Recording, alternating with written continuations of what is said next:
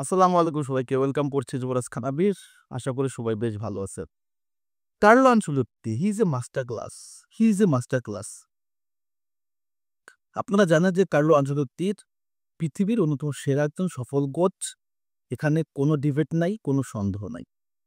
আমি কেন master class বললাম?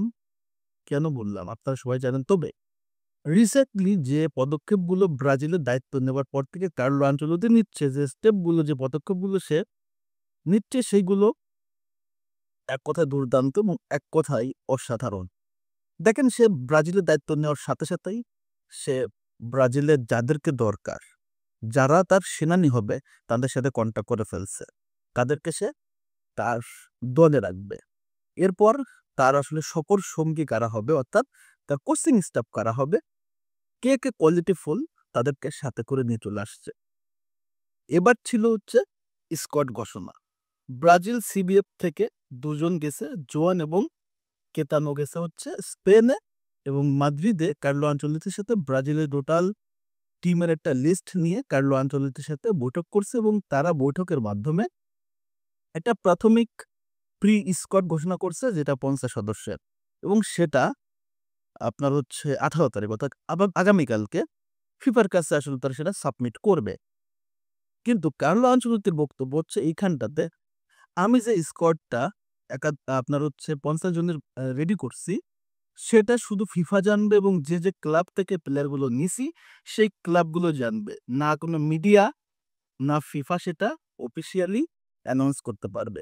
এই গোপনীয়তা কার্লো আনচেলত্তি রক্ষা করতেছে। কেন করতেছে?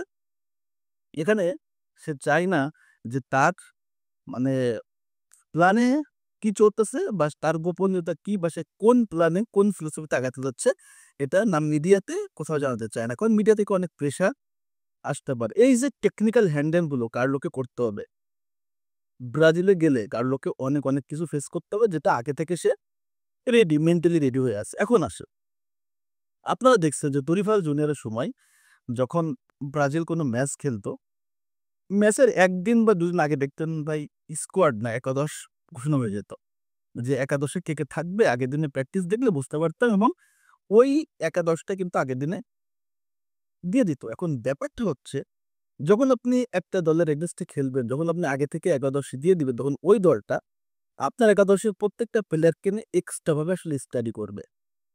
এই স্টাডিটা করলে কি হবে, আপনি দলের স্ট্রেংথ, দুর্বলতা, এ টু জেড ওই প্রতিপক্ষ দলের আসলে মুখস্থ হয়ে যাবে। আপনাকে কোনোভাবেই নিজের কোনো কিছু, গোপন কোনো কিছু, নিজের কোনো প্ল্যান কি করা যাবে না, প্রতিপক্ষকে বা কাউকে শেয়ার করা যাবে না। এই কাজটা কার্লো আনচেলত্তি খুব ভালোভাবে, খুব টেকনিক্যালি হ্যান্ডেল করছে। আমার কাছে মনে হয় যে কার্লো আনচেলত্তি খুব বিচক্ষণতার সাথেই, খুব টেকনিক্যালি, এবং তার সর্বোচ্চ ক্যারিয়ারে যত অর্জন, যত অভিজ্ঞতা, সবকিছু মিশেলেই ব্রাজিল জাতীয় দলে আসলে সে অ্যাপ্লাই করবে। সেটার জন্য সে মনস্তান্ত্রিক, শারীরিক, এভরিথিং মিলে সে আসলে রেডি হয়ে গেছে। 26 তারিখে ব্রাজিলের দল ঘোষণা করা হবে, সেটা মনে হয় কার্লোই করবে, এবং 26 তারিখে ব্রাজিলের পথে পা দিবে কার্লো আনচেলত্তি, এবং তার নতুন অধ্যায় শুরু হবে ব্রাজিলকে নিয়ে। সো যারা যারা কার্লো আনচেলত্তির হ্যাঁ, সমালোচনা করতেছেন, তাদেরকে কিছু বলবো না।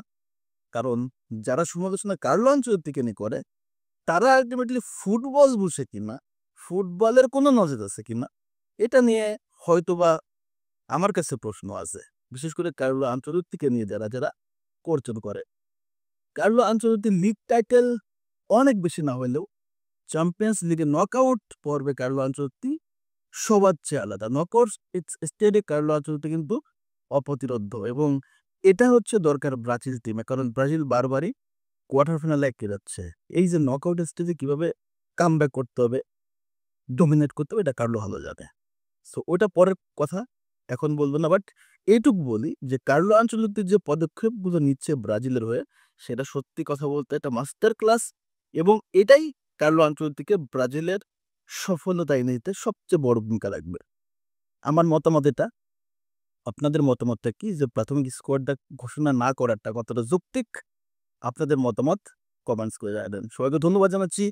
ভালো থাকেন, সুস্থ থাকেন, এবং যারা যারা আমার ভিডিও দেখেন রেগুলারলি, ফেসবুক থেকে দেখলে ফলো করবেন, এবং ইউটিউব থেকে দেখলে সাবস্ক্রাইব করতে ভুল করবেন না। আল্লাহ হাফেজ।